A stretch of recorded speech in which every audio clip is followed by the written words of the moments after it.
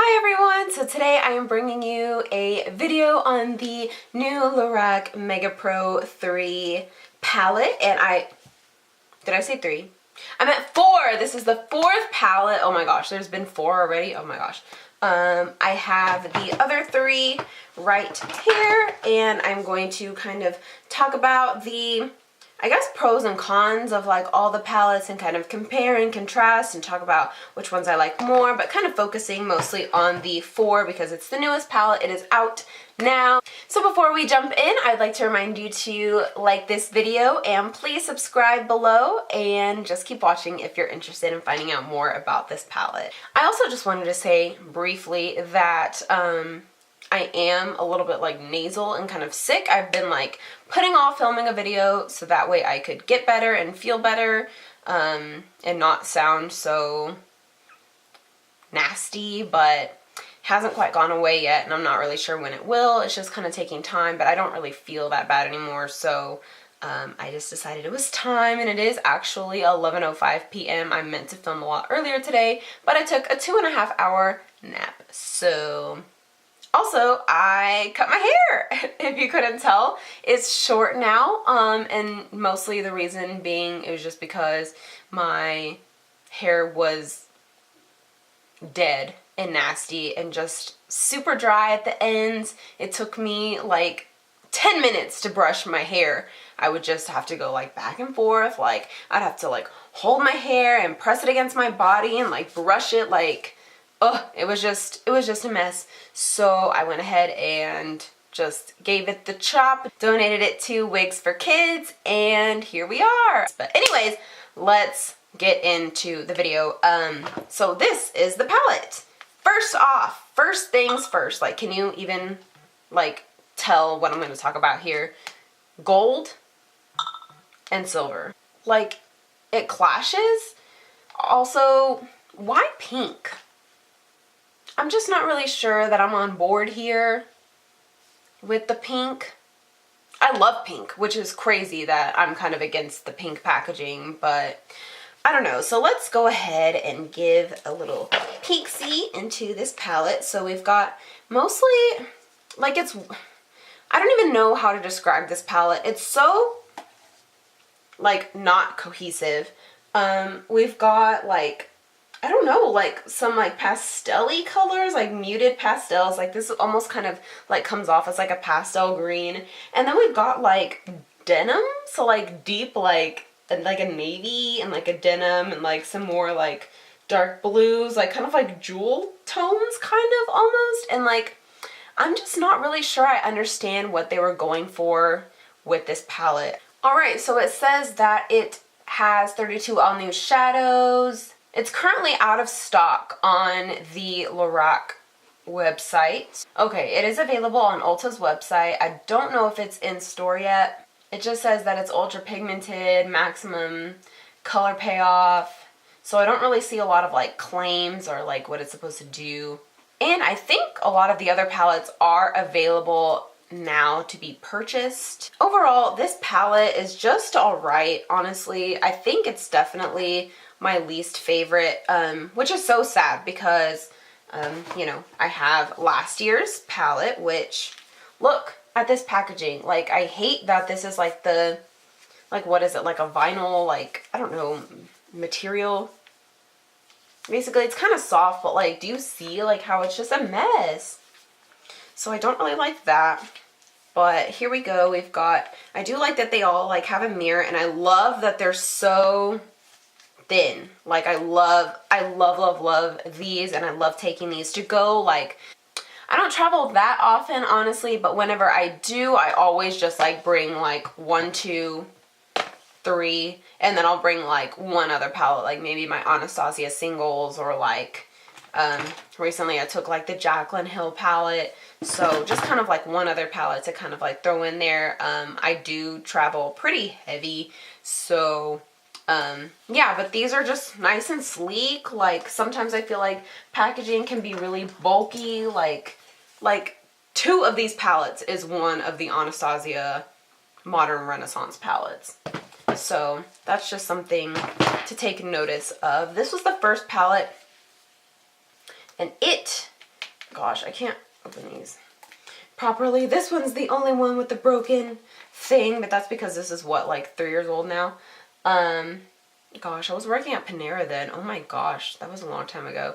Anyways, look at this palette. This one is so nice. I felt like this one was really just like, had warm tones. It had some nice pops of color here. It had a matte black, deep teal, like warm colors that you could do a neutral look with. So I really, really, really enjoy this palette. I loved this palette right away. I got my hands on it right when it went on sale. Like, I just happened to be like on break at Panera whenever it went on sale, and I got my hands on it because I know that that release was crazy. But apparently you can buy it online now, or maybe you can buy it from like a reseller or something like that.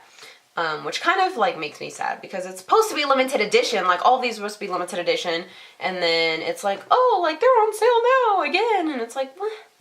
Like, where's the limited? Like, oh gosh, this one is a mess, and I don't even really like want to lift it up that much. I'm gonna keep it kind of at an angle because this black is messed up and it just went everywhere. So this one was also like not really a favorite right away, and now that I've used it and I absolutely love it, like these colors have grown so much more on me. Like, these colors right here are like a dream. Like, I absolutely love these. I love using this blue, this gold, and some of these like really light, nice shimmers. Like, this one is so nice. I love this palette. Like, this one, I love all three of these, which is why I'm so kind of upset that I don't really love the new one.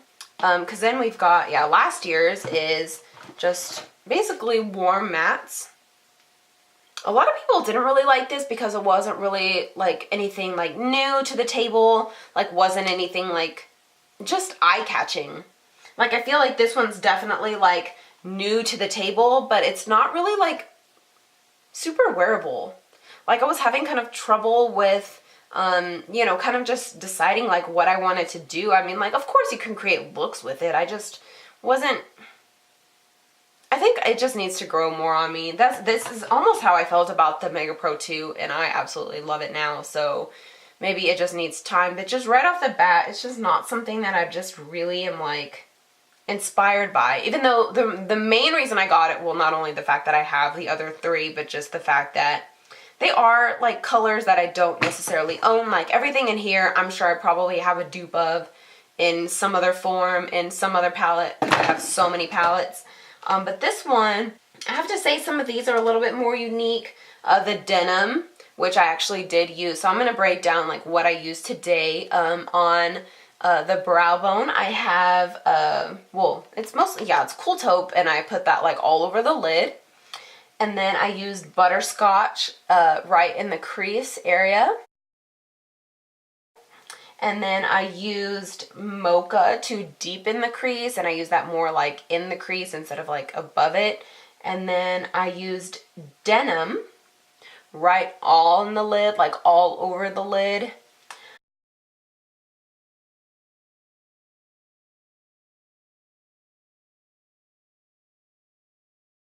I tried using Peacock and Lagoon together. They're the two shimmers because the bottom two rows are shimmers and the top two rows are matte, and I really, really enjoy that.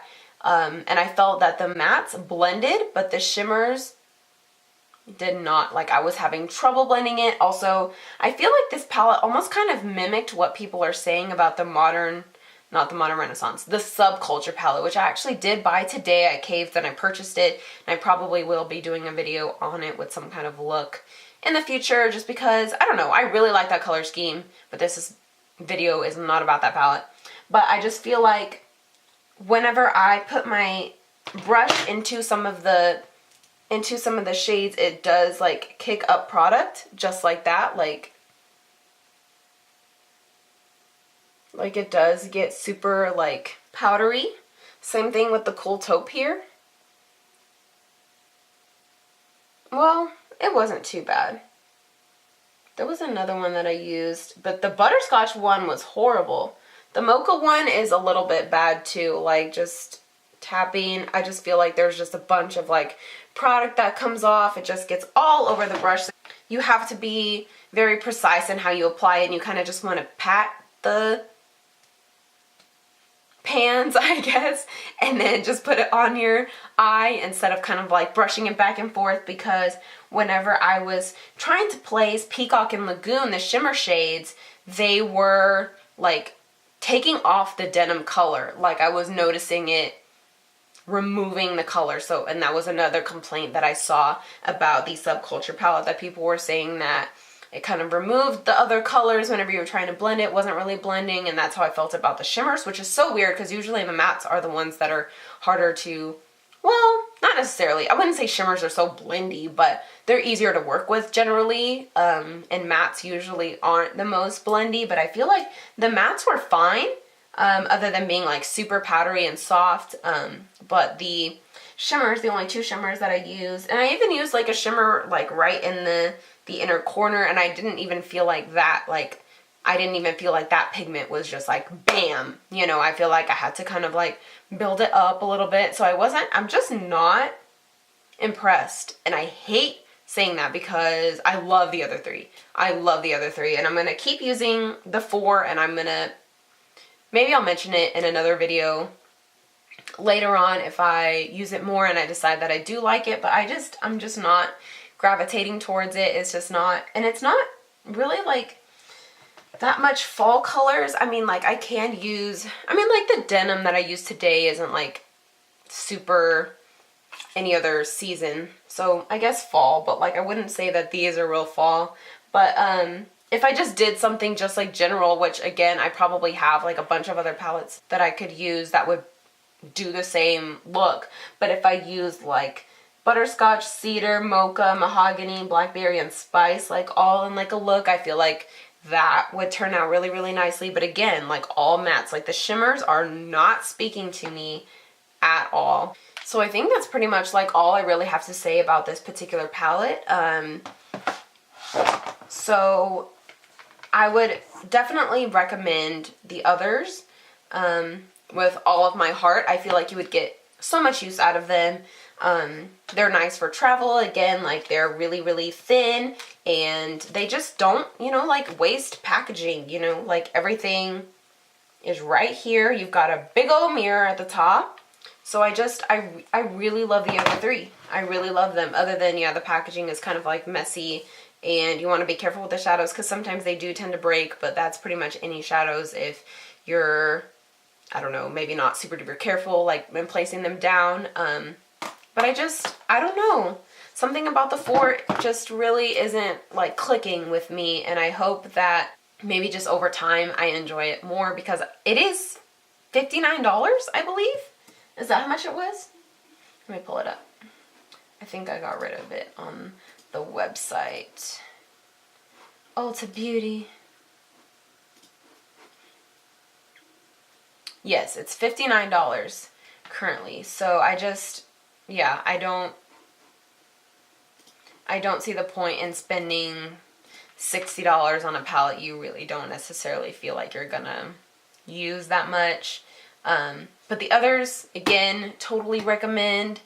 Let me know in the comments if you like the colors in the 4, if you like any of the other palettes, if you aren't going to purchase the 4 now that you've heard some of the feedback about it. Let me know. Let me know your thoughts. Let me know. I love hearing feedback from you guys. And again, just like I said in the beginning, like this video, feel free to subscribe, and I will see you guys next time. Bye.